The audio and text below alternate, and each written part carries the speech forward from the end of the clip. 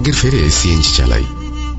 Educational qualification honours পাশ করেছে 2016 সালে। পরিবারের অবস্থা ছিল মধ্যবিত্ত। চাকরির চিন্তা তখন মাথায় ঘুরপাক খাচ্ছিল আমার। আমি ছাত্র মেধাবী ছিলাম, রেজাল্টও যথেষ্ট ভালো। আমার বাবা একজন সরকারি চাকরিজীবী ছিলেন। উনি মারা যান 2015 সালে। আব্বু মারা যাওয়ার আগে ওনার মাঝে আমি ও আমার পরিবার কিছু পরিবর্তন লক্ষ্য করি।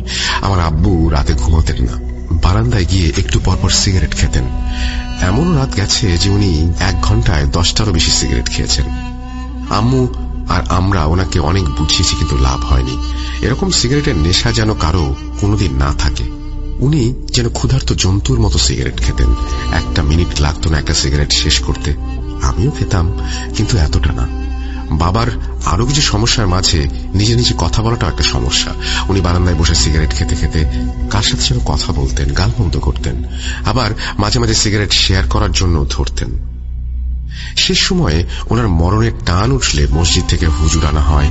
হুজুর বলেছিলেন আমার বাবার মৃত্যু নাকি স্বাভাবিক নয়, কিছু একটা আছে যা আমাদের পরিবারের ওপর মরণ ছায়া দিয়ে ঠেকে রাখছে। হুজুর আব্বুর কানে কালেমা পাঠ করালেন। আমার আব্বু আমার হাত ধরে মরণ যন্ত্রণা নিয়ে বললেন, কামাল, পরিবারটাকে বাঁচাস বাবা, আমি পারলাম না। চেষ্টা করেছিলাম, মায়ের আর বোনের খেয়াল রাখিস, ওরা তোদেরও ছাড়বে না, সাবধানে থাকিস, আল্লাহ হাফেজ। আমি আব্বুকে বারবার বহুবার সান্ত্বনা দিয়েছিলাম, কিন্তু ফজরের আজানের 5-10 মিনিট আগেই আমার বাবা ইন্তেকাল করেন। আব্বু মারা যাওয়ার পর আমি কিছু অস্বাভাবিক জিনিস লক্ষ্য করি। আমার আব্বুর চোখ বন্ধ করে দিলেও ওনার চোখ বারবার খুলে যাচ্ছিল। মারা যাবার কয়েক ঘন্টা পরেও শরীর আগুনের মতো গরম ছিল। মনে হচ্ছিল শরীরের ভেতর যেন আগুন জ্বলছে। ওনাকে গোসল করানোর সময় মাথায় হাত দিতেই ওনার চুল সব খসে পড়ে যায়। কপাল মুছতে গেলে ভ্রুগুলো একইভাবে খুলে যায়। আমার আব্বুর ঠোঁটের চামড়া ওনার মৃত্যুর মাত্র 2 ঘন্টার মাঝে খসে পড়তে শুরু করে। এসব দেখে আমরা রীতিমতো ভয় পেয়ে যাই। হুজুর বলেন খুব জলদি দাফন করতে হবে লাশ। এদিকে আমাদের আত্মীয় স্বজন, বন্ধু বান্ধব আর শুভাকাঙ্ক্ষী তেমন কেউ তখন এসে পৌঁছায়নি। কিন্তু লাশের এরকম অবস্থা দেখে আমরা সিদ্ধান্ত নেই লাশ দাফনের। এদিকে মাত্র 2 ঘন্টা কবর খোঁড়াও শেষ হয়নি, আর শেষ হয়নি জানাজার নামাজও। আবারও 3-4 জন অতিরিক্ত লোক লাগিয়ে কবর খোদার কাজের গতি বাড়ানো হয়। হুজুরের কথা মতো উপস্থিত ব্যক্তিবর্গদের সাথে আমরা জানাজার নামাজ আদায় করি। নামাজ শেষে আমার আব্বুর লাশ খাটিয়াতে ওঠানো হয়। এর মাঝে কয়েকজন আত্মীয় পরিজন চলে আসেন। অবশেষে আমরা আমার আব্বুর লাশ দাফন করার জন্য প্রস্তুতি নেই। আমি, চাচাতো 2 ভাই আব্বুর খাটিয়ায় কাঁধ দেবার জন্য তুলতে গিয়ে দেখি আব্বুর লাশ থেকে ধোঁয়া বের হচ্ছে। ঠিক যেমন ধোঁয়া রান্না বান্না বা অন্য যে কোনো কিছু, বা সিগারেটের ধোঁয়াও যেরকম হয়, একটা কুণ্ডলি পাকানো ধোঁয়া, সেরকম একটা ধোঁয়ার কথা লিখেছেন সাবিত। আমি সেটাই যেভাবে লিখেছি আমি সেভাবে পড়ছি আসলে, যে সিগারেটের ধোঁয়া বের হয়। সিগারেটের বোটকা একটা গন্ধে চারপাশ যেন ভারী হয়ে ওঠে। লাশের কাফন খুলে যাওয়া আমরা সেটা দেখি এবং কেউ কল্পনাও করতে পারবে না। কাফন ভর্তি লাশের ভেতর থেকে কেমন যেন অনেক আবর্জনা বের হয়ে আসে। এভাবে কেউ কোন শত্রুতার জের ধরে, মানে আমি যেটা বলছি যে আচ্ছা সাবিত যেভাবে বলছে, আমি লিসেনারদের সাথে এই কথাটা আসলে শেয়ার করতে চাই যে সাবিত যেভাবে বলছে এটা একটু অস্বাভাবিক, কিন্তু এটা বিচারের ভার আমি আপনাদের উপরে দিলাম। আপনারাই এটা কমেন্ট করে জানাতে পারেন যে লাশের কাফন খুলে দেখি সেখানে কেউ কল্পনাও করতে পারবে না কাফন ভর্তি লাশের চারপাশে সিগারেটের ফিল্টারে ভরে গেছে। আমরা ভাবলাম কেউ হয়তো শত্রুতার জের ধরে এমন জঘন্য কাজ করেছে। হুজুরের সাথে মিলে আব্বুর লাশটাকে আমরা গোসল করতে যাই। আব্বুর হাত আর চেহারাও যেন খসে যাচ্ছিল। এবার গোসল করিয়ে দ্রুত লাশ খাটিয়ায় তুলে কবরের উদ্দেশ্যে নিয়ে যাওয়ার জন্য যাত্রা শুরু করা হয়। অনেকটা পথ হেঁটে যেতে যেতে প্রায় সন্ধে নেমে যায়। এদিকে এতক্ষণ কাঁধে লাশ বহন করার ফলে লাশের ভার যেন বেড়েই চলেছিল। আমার সাথে আমার খালাতো ভাই কাঁধ বদল করেন। সন্ধে নামতে এক আজব কাহিনী খেয়াল করলাম আমরা। লাশের গায়ে গোলাপ জল দেওয়া, আশেপাশে আকরবাতিও জ্বলছে, কিন্তু খাটিয়া চারপাশে কেমন যেন বাজে সিগারেটের গন্ধ। এদিকে গলে গলে লাশ থেকে টপ টপ করে রস বেরিয়ে যাচ্ছিল। আমার এক চাচাতো ভাই খাটিয়ার কাঁধ ছেড়ে বমি করে ফেলল। অন্য এক ভাই খাটিয়া ধরে দ্রুত লাশ কবরস্থানে নিয়ে দাফন করা হয়। দাফনের পর আমরা 10-15 মিনিট কবরের সামনেই বসেছিলাম। কুয়াশাময় সন্ধ্যায় যেন কবর থেকে ধোঁয়া বের হচ্ছিল বলে মনে হচ্ছিল। সিগারেটের গন্ধে আমার মাথা যেন ঘুরছিল। হুজুরের ধাক্কাতে আমি যেন এই জগতে ফিরি। হুজুর আমাকে কিছু না বলেই সেখান থেকে তুলে নিয়ে আসেন। কামাল, তোমার আব্বুর জন্য আমরা সবাই দোয়া করি, কিন্তু পাপ কাউকে ছাড়ে না, সেটা কি তুমি জানো? আজকের এই ঘটনাগুলো কি তুমি স্বাভাবিক মনে করো? কিছু একটা আছে যা আমরা কেউ বুঝতে পারছি না। সাবধানে থেকো আর মা বোনদের খেয়াল রেখো। আল্লাহ হাফেজ। এরপর আমি হুজুরের সাথেই বাসায় ফিরি। বাসায় ফিরে আম্মুর ঘরে গিয়ে দেখি আম্মু আর আমার বোন কাঁদছেন। আমি ওনাদের কিছু না বলেই সিগারেটের প্যাকেট হাতে বারান্দায় চলে আসি। বারান্দায় বসে সিগারেট ধরিয়ে টান দিতেই আমার মাথা ঘুরে গেল। আমি কি খাচ্ছি? আমি আগে থেকে সিগারেট খাই এমন তো হয় না।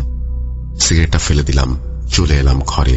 ঘরে এসে আমি ধাক্কা খেলাম, দেখলাম আমার আব্বু আমার বিছানায় শুয়ে আছেন সিগারেট হাতে। আমাকে বলছেন, কিরে খাবি, নে খা। আমি দৌড়ে রুম থেকে বেরিয়ে আসি, আমার আম্মুর ঘরে চলে যাই। আম্মু আর আমার বোনকে সেদিন আমি সবকিছু বলিনি, হতে পারে সেগুলো আমার মনের ভুল। সেদিনের পর থেকে আমার জীবনটাও যেন বদলে গেল। সারা রাত নিশাচরের মতো জেগে থাকি, কিন্তু কেন সেটাও জানি না। সারাদিনে মাত্র 2-3 ঘন্টা ঘুমাই, কিন্তু খুবই পাতলা ঘুম। জেগে থাকি, নিজের অজান্তে সিগারেটের প্যাকেটে হাত চলে যায়। একের পর এক সিগারেট খেতেই থাকি। হাজার হাজার আওয়াজ পাই কানে। রাতের বেলা ছায়ার পর ছায়া দেখি, ওরা মনে হয় আমাকে কিছু বলতে চায়। আর আম্মুকে আমি সব জানালে উনি আমাকে ডাক্তারের কাছে নিয়ে যান। ডাক্তার আমার সব কথা শুনে স্মোক করা থেকে দূরে থাকার জন্য রিহ্যাবে থাকার পরামর্শ দেন। যথারীতি আমি রিহ্যাবে ভর্তি হই। রিহ্যাবে ভর্তি হয়ে ভেবেছিলাম এখান থেকে সুন্দর ও স্বাভাবিক জীবনে ফিরব, কিন্তু কে জানতো আমার জায়গা রিহ্যাবেও হবে না। রিহ্যাবে আমি ছিলাম মাত্র 3 রাত। কেন রিহ্যাব থেকে আমাকে বের করে দেয়া হয়েছে জানেন? বলছি। রিহ্যাবের প্রথম রাত, রাতে খাবারের পর ওনারা আমাকে মেডিসিন খেতে দিয়েছিলেন। মেডিসিন খেয়ে ঘুমানোর জন্য আমি প্রস্তুতি নিচ্ছিলাম। এমন সময় আমার নাকে প্রচন্ড পরিমাণ সিগারেটের গন্ধ ভেসে আসলো। আমি দরজা দিয়ে বের হয়ে দেখি নিচতলার গার্ড সিগারেট খাচ্ছেন। আমি দৌড়ে গিয়ে সিগারেট কেড়ে নিতে যাই। এদিকে আমার দৌড়ানোর শব্দ শুনে কর্তৃপক্ষ আমাকে ধরতে এগিয়ে আসে। আমি গার্ডের হাতে কামড় বসিয়ে দেই সিগারেট নেবার জন্য। এরপর আমার মুখ থেকে গার্ডের হাত ছাড়িয়ে ওনারা আমাকে আমার ঘরে এনে বেঁধে ফেলেন। ওনাদের ডাক্তার এসে আমাকে পরীক্ষা করেন। উনি আমাদের কিছু একটা ইনজেকশন দিয়ে স্ট্যাবল করেন আর কর্তৃপক্ষকে বলেন, সিগারেট স্মোকার তো এতটা ভায়োলেন্ট হয় না, এর কি সমস্যা বুঝতে পারছি না, ওকে মানসিক রোগী বলেও মনে হচ্ছে। ডাক্তারের সব কথা শুনে আমার প্রচন্ড রাগ হচ্ছিল। পরের দিন সকালে আমার আম্মু আর আমার বোনকে খবর দেয়া হয় আমার অবস্থা বর্ণনা করার জন্য। আমার আম্মুর কান্না আমি সেদিন সহ্যই করতে পারছিলাম না। রিহ্যাবের দ্বিতীয় রাত, খাওয়া দাওয়া শেষ করে মেডিসিন নিয়ে ঘুমিয়েছিলাম আমি। মধ্যরাতে ঘুম ভাঙলো কাশির জন্য। উঠে দেখি রুমে সিগারেটের ধোঁয়ার কুয়াশায় ভরে গেছে। আমার রুমের মেঝেতে অসংখ্য ইঁদুর আর টিকটিকি মরে পড়ে আছে। ধোঁয়ার ধূম্র জালে যেন আমি দম নিতে পারছিলাম না। কখন জ্ঞান হারাই জানি না। জ্ঞান ফিরতে আমি রিহ্যাবের কাছে থাকা হাসপাতালের বেডে নিজেকে আবিষ্কার করি। আমার মা ও বোন আমার পাশে বসেছিলেন। কি হয়েছে জিজ্ঞেস করতে ওনারা আমাকে বললেন, গতকাল রাতে আমার রুম থেকে রিহ্যাবের সিকিউরিটি গার্ড কেমন যেন কুঁই কুঁই আওয়াজ শুনতে পায়। মনে হচ্ছিল কেউ যেন তার জীবনের শেষ প্রহর গুনছে। দম নেয়ার কষ্ট থেকে কুঁই কুঁই শব্দ হচ্ছিল। গার্ড আমার রুমে ঢুকে দেখে আমি রুমের বিছানায় বসে সিগারেট খাচ্ছি আর আমার মুখের চামড়া খসে খসে নাকি পড়ছে। উনি শুরুতে মনের ভুল ভেবে চোখ কোঁচলে আবারও আমার দিকে তাকান। উনি এরপর দেখেন আমার পেছনে একটা ছায়া যার 2টি চোখ জলজল করছিল। উনি নাকি নড়তেও পারছিলেন না আর কথাও বলতে পারছিলেন না। আমি নাকি ওনাকে ভারী গলায় বলেছিলাম, আমাকে তুই দেখে ফেলেছিস, এবার তোকে মরতে হবে, কিভাবে তোর মরণ হবে। এই কথা বলে আমি নাকি আমার পেছনের ছায়ার দিকে তাকাই। এই ছায়াটা আমাকে খুব যত্ন করে বিছানায় শুইয়ে দিল আর আস্তে আস্তে আমার গলা কেটে দিল। এহেন দৃশ্য দেখে গার্ড চিৎকার দিয়ে অজ্ঞান হয়ে রিহ্যাবের কর্তৃপক্ষকে নিয়ে আসেন এবং গার্ডের অজ্ঞান দেহের সামনে বসে কি যেন বলছিলাম। ওনাদের ধারণা কালো জাদু করার মতো অঙ্গভঙ্গি ছিল আমার। আমাকে দেখে আমাকে ডাক দিতেই নাকি রুম থেকে বের হয়ে দোতলার বারান্দার নিচে গিয়ে লাফ দেই। এরপর আমি অজ্ঞান হয়ে যাই। আমার আম্মুকে রিহ্যাবের লোকেরা নাকি বলেছিল যে আমাকে তারা আর রাখতে চাচ্ছে না।